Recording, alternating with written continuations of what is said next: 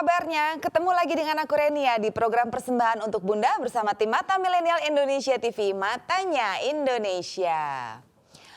Bunda-bunda, hari ini aku kedatangan tamu dari Mamandui. Kebetulan ownernya langsung nih. Nah, karena hari ini aku akan bahas tentang ASI Booster. Apa sih ASI Booster? Yuk langsung aja kita ngobrol yuk dengan narasumber aku hari ini. Nah bunda-bunda, sekarang aku langsung aja ngobrol sama Mbak Indah ya.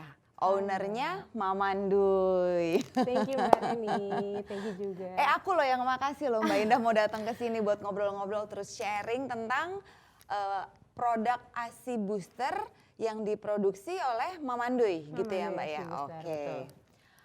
Nah Mbak cerita dong pengalamannya Mbak Indah, apa sih yang melatar belakangi Mbak Indah sama suami bikin usaha, bikin produk ASI Booster ini dengan brand Mamandui? Oke. Ceritanya sebenarnya agak unik sih Mbak. Jadi produk atau bisnis usaha ASI Booster ini berangkat dari permasalahan yang terjadi dalam diriku sendiri. Gitu. Okay. Jadi uniknya adalah ketika aku melahirkan, aku nggak bisa memberi ASI kepada anakku sampai dengan 3 minggu. Rasanya tuh sangat stres karena posisinya ASI itu kan adalah zat alami terbaik yang memang sudah dikampanyekan oleh pemerintah juga, ada harus wajib ASI 0 sampai dengan 6 bulan.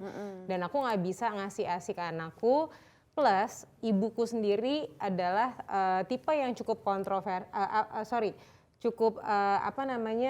sangat konservatif mengenai ASI yang harus kamu ASI harus sampai dengan 2 tahun gitu loh. Jadi di situ aku merasa mendapatkan pressure dan aku nanya ke mamaku bagaimana ya caranya untuk bisa membuat ASIku ada. Minimal ada dulu lah supaya ini bener-bener sama sekali nggak ada saat ada itu. sama sekali. Oke, jadi kolostrum adalah ASI pertama yang memang dikeluarkan oleh si ibu menyusui. Bentuknya pun bukan serupa air susu, cuman memang betul-betul berwarna kuning dan itu memang mungkin hanya ada 0 sampai dengan 0,10 mili. Nah itu pun tidak keluar. Jadi di situ aku merasakan pressure yang sangat tinggi. Aku juga merasakan baby blues di mana kita sebagai ibu-ibu muda tidak bisa memberikan yang terbaik kepada anak bayi kita, itu pasti berdampak kepada psikologis aku pribadi. Akhirnya aku minta tolong ke mamaku, mah gimana ya caranya supaya ASI Indah bisa ada nih minimal. Karena kasihan, kenapa anakku? Karena kan sebetulnya kan zat alami yang memang diciptakan oleh Tuhan dari awal itu ya ASI, tidak ada yang lebih baik dari ASI. Jadi memang kita dipaksa untuk bagaimana caranya bisa menyusui dengan ASI kita sendiri. Akhirnya mamaku memberikan ingredients A to Z, which is itu adalah komponen dari Mamandui ini sendiri. Dan aku minum itu benar-benar rutin sehari 3 kali. Alhamdulillah surprisingly dari yang tadi bener-bener nggak ada, mulai ada jadi sedikit, mulai lagi jadi lumayan ada banyak, sampai alhamdulillah aku bisa loh mendonorkan ASIku ke rumah sakit tuh gitu. Luar biasa ya. Awal muasalnya tuh bener-bener basically uniquely dari permasalahan yang terjadi pada diriku sendiri gitu. Terciptalah si Mamandui dengan kita berkolaborasi juga dengan dokter, terus juga kita juga ada ibarat kata bukan kolaborasi ya, cuman mungkin konsultan yang berkaitan dengan perusahaan susu gitu. Kayak pengesahannya lah gitu ya supaya rotu disahkan diresmikan lewat BPOM itu otomatis kita mempunyai perjalanan harus konsultasi karir yang cukup panjang juga gitu. Jadi kita kolaborasi dengan dokter ahlinya, yang betul-betul ahlinya, karena kan kita mengkolaborasikan dari yang primitif ke arah yang lebih modern gitu. Oke. Terhasil kontemporer seperti itu. Luar biasa ya bunda-bunda ya, ternyata karena pengalamannya Mbak Indah sendiri bunda-bunda. Jadi muncul deh ide bikin minuman ini. Iya, dulu gitu belum ya. ada namanya Mamandui. Si X dulu. Oke. Nah Mbak Indah, booster sendiri ini kan punya arti meningkatkan. Betul. Gitu. Nah, kalau menurut Mbak Indah, faktor apa aja sih Mbak yang mempengaruhi seorang ibu yang menyusui untuk supaya dia bisa meningkatkan produksi ASI-nya buat si babynya. Seandainya dia nggak minum, belum kenal nih sama produk ini. Apa aja sih Mbak sebenarnya? Oke, kalau menurut aku booster itu kan memang betul kata Mbak Reni adalah artinya meningkatkan. Cuman kita nggak bisa yang namanya punya parameter hanya di ASI booster. Jadi kita juga harus perhatikan booster-booster yang lain. Contohnya, misalnya yang pertama adalah food booster. Apa sih makanan? Makanan itu harus pertama tinggi protein, tinggi serat, terus juga 4 sehat 5 sempurna. Karena kan itu adalah yang kita supply ke badan ibu menyusui, otomatis kita supply juga ke ASI, dan itu nanti berakhir kepada anak bayi kita. Jadi kalau memang seandainya makanan kita tidak mengandung 4 sehat 5 sempurna dan lain-lain tadi, ya kita belum tentu bisa menjamin ASI kita bisa berkualitas. Gitu. Terus yang kedua, aku juga punya pemandangan yaitu adalah mood booster. Mood booster itu adalah ketika kita moodnya enak, dalam menyusui dalam bahagia, happy, itu otomatis akan meningkatkan hormon oksitoksin. Jadi hormon oksitoksin itu adalah hormon yang ada dalam kelenjar ibu menyusui. Jadi ketika kita punya hormon oksitoksin, kita bisa happy dalam menyusui, means kita bisa menyusui anak kita dengan kualitas dan kuantitas ASI yang jauh lebih baik. Gitu. Semut aja berpengaruh ternyata ya. Jadi kalau kita menyusui dengan bahagia, saya yakin banget pasti ASI-nya bisa lebih banyak daripada ASI ibu-ibu yang menyusui dengan rasa yang tidak bahagia. Karena kan karakter ibu menyusui, apalagi ibu-ibu yang muda, newbie, itu pasti kan berbeda-beda. Ada yang mereka tidak bisa terbiasa dengan perubahan atau transformasi mereka dari yang misalnya dari hamil, masih sama suami, tiba-tiba harus menyusui setiap 2 jam sekali, terus tiba-tiba harus merubah lifestyle mereka yang tadinya mungkin bisa ketemu teman-teman, terus jadinya nggak bisa ketemu, harus di rumah terus, ngurusin anak, itu kan semuanya berpengaruh dengan mood kan. Nah gitu, terus yang ketiga ada lagi yang paling penting itu adalah confidence booster. Kenapa aku bilang confidence? Confidence itu berhubungan dengan psikologi si ibu menyusui. Jadi kalau seandainya kita punya kepercayaan dan psikologi kita meyakinkan bahwa kita dapat menyusui dengan baik, itu udah pasti otomatis sugestinya pasti kita dapat menyusui. Gitu. Jadi kalau kita dari pertama udah bilang bahwa oke, kayaknya saya nggak mampu nih untuk menyusui, kayaknya let's say ya payudaranya kecil.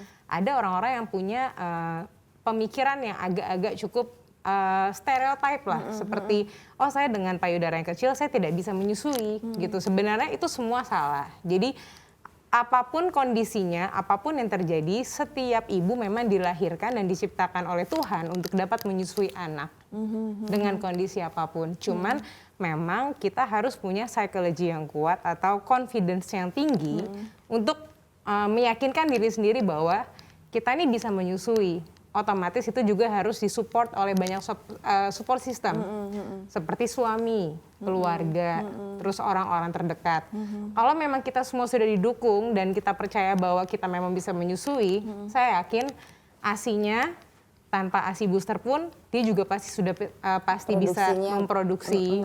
Dan nanti ketika misalnya mau ditambah lagi untuk lebih banyak atau di stok, kan sekarang zaman nih, misalnya menstok ASI booster di freezer gitu, terus nanti kayak mereka nyewa freezer ASI bayi gitu kan, untuk misalnya tabungan ASI lah, bahasanya seperti itu. Ya memang itulah kunci-kuncinya yang tadi saya bilang, ada di 3 poin itu. Luar biasa loh, dari pengalaman pribadi. Ya? Pengalaman pribadinya Mbak Indah bisa memunculkan ide bisnis ini, itu yang tadi tuh saya bisa kayak gitu. Nah, waktu Mbak Indah jadi donor ASI, itu sempat berapa lama? Donor ASI itu saya lakukan selama 4 bulan. Karena kan donor ASI sebenarnya kalau saya ini kan agamanya Muslim, jadi memang ada peraturan-peraturan yang memang harus saya jalankan juga. Jadi saya harus mencatat siapa orang tuanya, terus saya tidak bisa mendonorkan ASI saya karena kebetulan anak saya laki-laki, saya nggak bisa mendonorkan ASI kepada anak perempuan. Oh, Betul, oke, jadi iya, harus iya, iya. sedarah, which is itu harus satu genetik laki-laki semua yang didonorkan. Dan kalau kita mendonorkan ASI ke rumah sakit pun, kita harus mengisi beberapa formulir gitu. Jadi kita harus hafal. Kita punya catatan dan tanda tangan kepada siapa kita memberikan, orang tuanya siapa. Jadi namanya ibu sepersusuan. Iya, gitu. benar. Iya. Jadi aku punya anak sepersusuan dan itu ya senang sih misalnya ketika sudah selesai membantu untuk mendonorasi ya sampai sekarang kita masih keep in touch, kontak gitu. Malah jadi nambah teman ya, Nambah teman. saudara. Tapi tetap yang aku prioritaskan pasti awal sahabat-sahabatku dulu lah, yang gitu. yang memang kenal sama aku dan tidak bisa menyusui atau Oke. asinya tergolong moderate atau dikit lah. Oke, jadi untuk sahabat-sahabat dulu ya. Luar biasa ya bunda-bunda ya. Baru rumah Dari sakit. yang sama sekali tidak ada, terus dapat resep turunan keluarga, bisa sampai ngedonorin ASI. Nah, sekarang pertanyaan aku yang berikutnya nih Mbak. Kenapa Mamandui? Oke, Mama. Ini apa nih dibalik cerita Mamandui Oke, ini? kenapa nama Mamandui? Kenapa Mamandui itu sebenarnya nama aku memang Mahalinda, tapi basically orang-orang yang kenal sama aku itu manggil aku Ndui. Oh, Gitu. oke. Jadi aku memutuskan sama suamiku namanya apa ya? Karena kan sebenarnya ada cerita yang lucu sedikit. Jadi waktu pas aku kirimin itu ke grup, jadi kita dulu punya grup newbie ibu-ibu yang baru melahirkan. Jadi kita kan masih sama-sama bingung nih gimana ya caranya kayak kita sharing-sharing tentang parenting, sharing tentang menyusui, juga sharing mengenai segala macam yang berkaitan dengan anak-anak yang baru lahir. So di situ aku cerita sama mereka, gue minum nih dari ibu dan hasilnya alhamdulillah sekarang asinya dari yang tidak ada bisa jadi ada. Nah setelah itu akhirnya mereka minta dikirimin, mulai minta dikirimin, cobain dong, cobain. Karena ternyata permasalahan yang terjadi pada diriku, mereka pun merasakan hal yang sama. Jadi gitu, jadi nggak hanya aku, itu pula yang memicu aku untuk menjadikan ini usaha karena oh ternyata permasalahan ini nggak Nggak cuma Mbak Indah nggak aja cuma yang aku, ngalamin. ternyata yang lain pun melakukan hal yang merasakan hal yang sama. Sampai titik di mana aku ngirimin ke beberapa inner circle yang ada dalam grup WA itu. Nah tiba-tiba mulai nih banyak nomor telepon random. Aku nggak kenal tiba-tiba, ini Mbak yang punya ASI booster ya? Aku boleh nggak pesan loh? Kok jadi banyak nomor telepon yang random masuk ke dalam WA untuk minta dikirimin. Nah dari situ pula yang mengencourage aku untuk menjadikan oke, kita jadiin ini usaha karena kan lama-lama makin banyak ya minta dikirimkan minuman X tadi yang belum kita labeling sebagai Mamandui. Oke. Gitu. Akhirnya karena nama panggilannya Mbak Indah di Iya. lingkungan pertemanan itu Mama Betul. Dui akhirnya. Jadi mereka udah kenalnya Mbak Mamandui atau kan mereka lebih kalau kita punya grup yang nama-namanya ibu muda, Iya, mereka tuh lebih benar. kayak momis, mom, hai mom gitu kan. Jadi benar. kayak Mamandui, Momindui, jadi gitu. Ini Mamandui yang ini ya, yang punya ASI booster ya. Even tuh waktu itu aku belum ada namanya. Ya udah deh ini aja Masih, akhirnya udah gitu. akhirnya ya udah deh supaya simple karena juga aku nggak punya proyeksi pada saat itu kayak akan seperti ini gitu loh. Jadi aku berpikir oh paling cuman ranahnya masih lingkup industri rumahan dan waktu itu juga masih 3 orang. Dan aku pun terjun sendiri juga untuk ibarat kata memproduksi si X tadi. Ya sudah, akhirnya lama-lama aku sahkan pas kita buka PT semuanya, udah deh Mamandui aja, nggak apa-apa. Toh Dan juga udah ini ya suaranya tuh udah kemana-mana gitu loh, lebih gampang orang kenalin, tinggal Benar. nyari aja gitu. Gitu. Nah Mbak Indah selalu seru nih kalau ngobrol di program persembahan untuk Bunda ini, tapi kita harus break dulu sebentar. Oke. Gitu. Ya bunda-bunda, nanti saya sama Mbak Indah akan balik lagi masih ngobrolin tentang ASI booster di segmen kita yang berikutnya nanti ya. Sekarang kita berdua mau break dulu, Bunda jangan kemana-mana.